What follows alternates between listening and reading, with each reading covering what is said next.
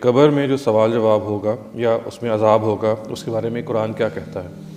سوال جواب ایک الگ چیز ہے اور عذاب ایک بالکل الگ چیز ہے۔ دیکھیے، وہ تو ہم جب دنیا سے رخصت ہوتے ہیں، قبر کا تو لفظ چھوڑ دیجئے، اس کی وجہ یہ ہے کہ چونکہ ہم مردوں کو قبر میں دفن کرتے ہیں تو اس لیے وہ لفظ بول لیا جاتا ہے۔ یہ دنیا کی زبانوں کا مسئلہ ہے کہ اس میں جب کوئی بات کہنا ہوتی ہے تو ہمیں الفاظ چاہیے ہوتے ہیں، وہ الفاظ ہم اپنے روزمرہ کے استعمال ہی سے اخذ کرتے ہیں، ورنہ انسان سمندر میں بھی بہا دیے جاتے ہیں، ان کو جلا بھی دیا جاتا ہے۔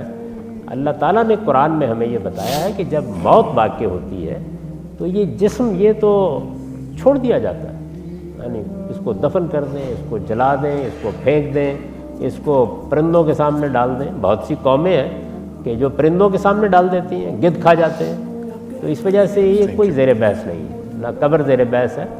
جو ہماری اصل شخصیت ہے، جس کو انسان کہتے ہیں، جو قرآن کہتا ہے کہ بچے کو بھی 120 دن کے بعد ماں کے پیٹ میں دی جاتی ہے، جس کے بارے میں بتایا ہے کہ کئی نسلوں کے بعد، جب ابتدا میں انسان پیدا کیا گیا تو کئی نسلوں کے بعد وہ شخصیت آدم و حوا کو دی گئی تھی۔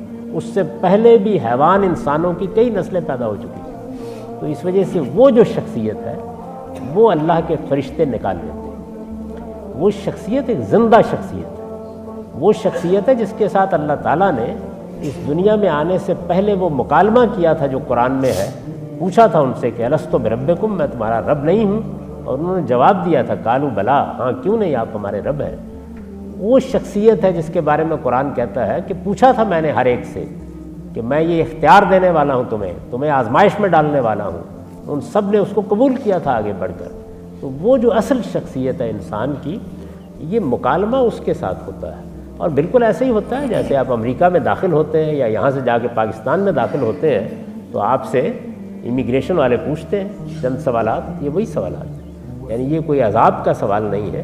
ایک اندراج ہو گیا آپ کا، پوچھ لیا انہوں نے کہ بھائی آپ کون ہیں، کہاں سے تشریف لائے ہیں، آپ کے کاغذات دیکھ لیے، جانے دیا، وہ یہاں رکھ دیا جاتا ہے۔ جہاں رکھ دیا جاتا ہے، جا کے کہاں رکھ دیا جاتا ہے اللہ تعالیٰ نے نہیں بتایا، لیکن جہاں رکھ دیا جاتا ہے اسی کو اصل میں قبر کہتے ہیں۔ اصل قبر وہی ہے جہاں پر انسان کی شخصیت کو ڈپازٹ کرا دیا جاتا ہے، وہ لاکر میں رکھ دی جاتی ہے۔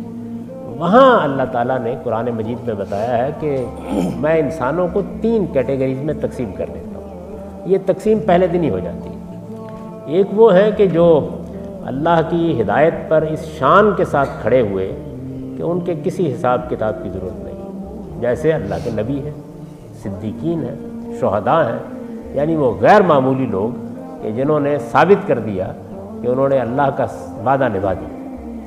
تو اللہ تعالیٰ کہتے ہیں کہ ان کے ساتھ، اسی شخصیت کے ساتھ جو محفوظ کی جاتی ہے، اللہ تعالیٰ اپنی نعمتوں کا، اپنے کرم کا معاملہ کرنا شروع کر دیتے ہیں۔ یعنی جس طرح سے ہم خواب میں جب سوئے ہوتے ہیں، ہمارا جسم معطل ہو جاتا ہے، اس میں بڑی نعمتیں ہم کو ملتی ہیں، کبھی بعض اوقات اذیت بھی ہوتی ہے، تو اس طرح کی ایک کیفیت میں بہت نعمتیں ملنی شروع ہو جاتی ہیں۔ عند ربہم یرزقون، جیسے قرآن نے کہا۔ دوسری کیٹیگری ان لوگوں کی ہے کہ جو دوسری سمت میں ایکسٹریم پر چلے گئے، اللہ کے مقابلے میں کھڑے ہو گئے، جانتے بوجھتے انکار کر دیا، دشمن حق بن کے کھڑے ہو گئے، جیسے فرعون ہے، جیسے ابو جہل ہے۔